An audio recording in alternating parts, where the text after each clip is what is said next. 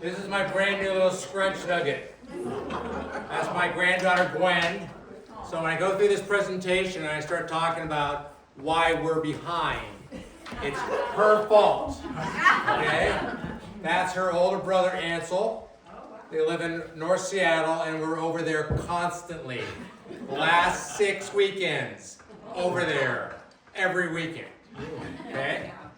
So if there's something wrong, it's her fault. Not mine. Okay. All right. Bird and Blossom Cidery. Hi, my name is Duncan Haynes. I am the owner of Bird and Blossom Cidery with my boss, Sandy. Stand up, Sandy. You gotta stand up for a second. So if we divvy up the work, she's the cider maker, she's the boss, I'm the meat. Okay? I move stuff around and I play out in the dirt. All right? So, a couple things that I thought we would do is, first of all, thank you for the opportunity to come and talk to you about Bird and Blossom. I thought I would start with an introduction of our business, since a lot of you don't know who we are, since we've only been open for 2 months last year. And then I'd go into what we're thinking about for 2026. So, first slide is this one, and it really is, we were open for 2 months, September and October last year, and we were pretty successful those 2 months. We did pretty well. We had some rough spots. We had a point sale system that didn't work quite well and some other things like that. But we were able to get things going and get our business going, and that was a really good 2 months for us. So the biggest thing I want to do is to say thank you to all of you that came out and had some cider with us. We really appreciate it. We really appreciate your patience with us. There are some call-outs I really want to do for some folks who probably are not in this room. First of all, there's Kat who did all of our branding. She does the same thing for James, does all our labels. She did a great job on all our labels and our branding. And I understand that Taylor, you and Kat have some great new product down at the general store. Yeah. Is it down there right now? Yeah, new shirts. So we got to go check that out, all right? Then we've got Leslie and Doug back there who donate fruit to us every year for the last 3 years. And we appreciate getting the apples. We have Neil and Helen Copeland who live on Schwartz Road. They have a very big orchard and we get a lot of different fruit from them. We have Helen and Ed down on Beach Drive, and we get apples from them. We have Tori and Doug, who are on Stone Beach property on Smith Road. We get apples from them. Wow. Brendan and Corey, who bring us king apples this last year. That was great. We have Don and Luke, who gave us pears, and they are on Robbins Road.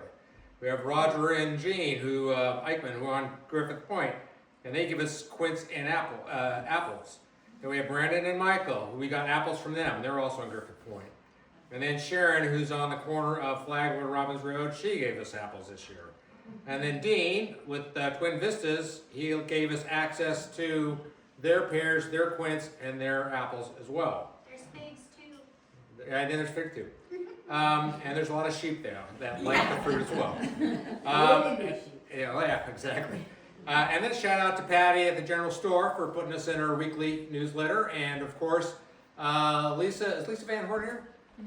Lisa Van Horn, who put us on to the Google communication that goes around, and she probably brought more people to our cidery than anybody. She probably brought 50 to 55 people with her at different times. I'm probably missing somebody. Oh, Gene and Warren, our neighbor, they gave us apples too.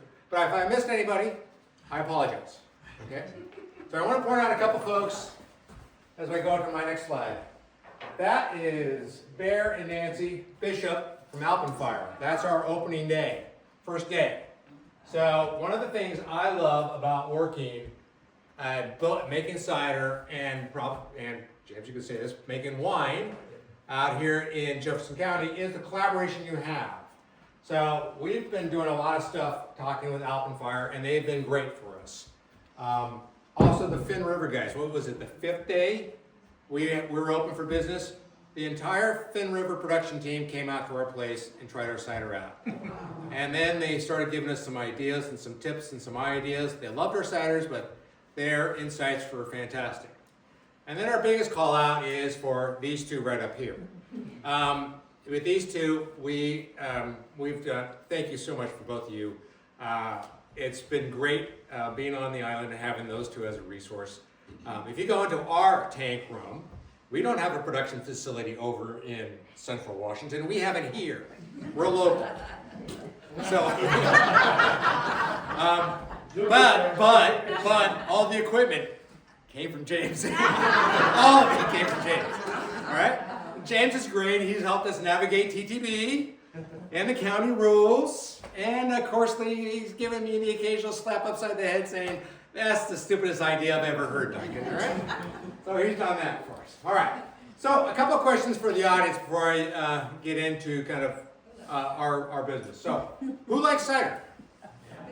Oh, great. Who likes the loaded cider? Okay, so that's one of the issues we have in the cider industry. All right? Cider can, with a lot of folks, means it's just fresh pressed apple juice, not fermented. All right? What we make is the fermented alcoholic stuff. So when I'm talking about our presentation, in this presentation, it is the fully loaded cider stuff. All right? Who has an apple tree on their property? All right. Who has surplus apples from their surplus apples? All right. Who doesn't know the apple cultivar on their property? I know it either. Okay. Hey, who has a vineyard on their property? Oh, I thought I was trying to hook you up, man. All right. So what I'm going to do is I'm going to walk through, as an introduction to our business, I'm going to go through a lot of the questions we got asked the last 2 months. And I'm just going to kind of give you the answers to those questions. And the first one was, why are we doing this? Okay? Reason number one is this guy here needs something to do. If I didn't have something to do, you'd probably find me on the police blogger of the Leader, right? Which is not a good thing. But a couple of things that we like to do when we talk about our mission statement is Sandy and I, we wanted to start a small business together. We kind of had, when we were raising kids and stuff like that, it was two parallel tracks. And so when I retired, we wanted to do a small business together. We wanted to have a product that was locally sourced and had organic inputs. I won't say that we are organic because the paperwork to become organic is ridiculous. So we're not going to go do that, but we do organic practices wherever we can. Our goal is to make what nature gives us. The fun part about that is that inevitably it's going to change year to year to year. So our ciders are not going to stay the same year to year because we're just going to take what nature gives us.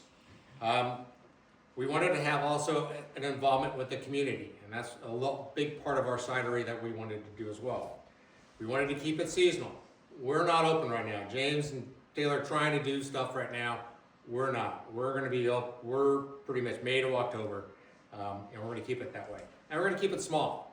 We're not trying to be. We're not trying to be Thin River. Trust me, we are not trying to be that way. When we get into what we did this last year, you'll see the size of our production versus what James just told you. Okay. All right. Then the next question was, why cider? Okay. So all these pictures are from our properties and stuff like that. So my story with cider started reading an article about Andy Brennan at Ehrenberg Cidery, and this is his book. It's Uncultivated. What this guy does is he goes out and he forages for wild apples, and then he makes award-winning ciders out of it. So he just goes to his neighbors, he goes to state parks, he goes to national forests, he goes to any place he can, and he picks up apples, and he made it. I was intrigued by his story. We went to a restaurant in New York City when we were visiting our kids. We walked in, we wanted to try the cider, and of course they were sold out. But the bartender did a great job of giving us a tour of upstate New York ciders. And so we tried probably 10, 12 ciders that day, and I got hooked. I thought it was great. The more I learned about cider, I found it to be really a sustainable, healthy, and delicious drink. And there's all sorts of different combinations. Cider is whatever you really want to make it, and you can throw a bunch of stuff into it as long as it's still apple juice or still fruit juice. You probably like wine. You need to do a lot of experiment with it. It's a lot of practice, a lot of time. And both Sandy and I love to try new things. We love to try and experiment. When you have a good cider, it's a nice balance of both sweet and the sour and the bitter, and yet you get this wonderful color, flavor, body, and bouquet. All right. Like wine, I'm sure, is the same way. Cider hangs on the architecture of the fruit. So quality fruit gives you quality cider. I'm always looking for apples with high sugars and medium level acidity. Those things are magical. They make great cider. And believe it or not, you find a lot of that here on Marrowstone. You find a lot of those apples here on Marrowstone. So a good blend is usually different apple varieties put together. You probably do a lot of single varietals. We don't. You do not see a lot of ciders that are in there and saying, hey, this is just golden russet. Just a straight golden russet cider really isn't that good. You got to have a lot of different apples in there to make it good. All right? And then blending, which is what Sandy does, it's definitely an art and not a science, and that's why she does it, because I have actually no skill in that area at all. Okay. Next question we always get is, why Marrowstone? All right. So back in 2016, Sandy and I were moving back from Chattanooga, Tennessee, and we were coming back to the Pacific Northwest, where we had pretty much raised our family. And we were looking for a place to kind of start a small cidery business, and we were looking from everywhere from Bellingham down to Tacoma, out to Port Angeles, Vashon Island, Whidbey Island, you name it. And in November 2016, we found a property on Marrowstone Island. We had never been here, we had never heard of it, at least I hadn't. I know you hadn't heard of it? I had not heard of it. But anyway, that's not true. It is true. You see this collaboration right here going on. So anyway, we found a place where we wanted to do three things: build a home, have an orchard, and have a cidery. And the best part about the property, it had a lot of different buildings that we could do that with. It had kind of an outbuilding, had a barn, had some stuff there. More importantly, we immediately fell in love with the island and the property. I mean, when I talk to people about why you came out to Marrowstone, a lot of people have the same thing. Oh, I stumbled upon it, or I just found this place, and I fell in love with it. That's our story too. We just love it here. We think it's the greatest. We knew we found the right spot also, because as we're driving up Flagler Road, I can't believe how many apple trees you can see all the way as you drive up. There's a ton of apple trees. So in February 2017, we purchased our place, and we started planting apple trees April of that year. Okay.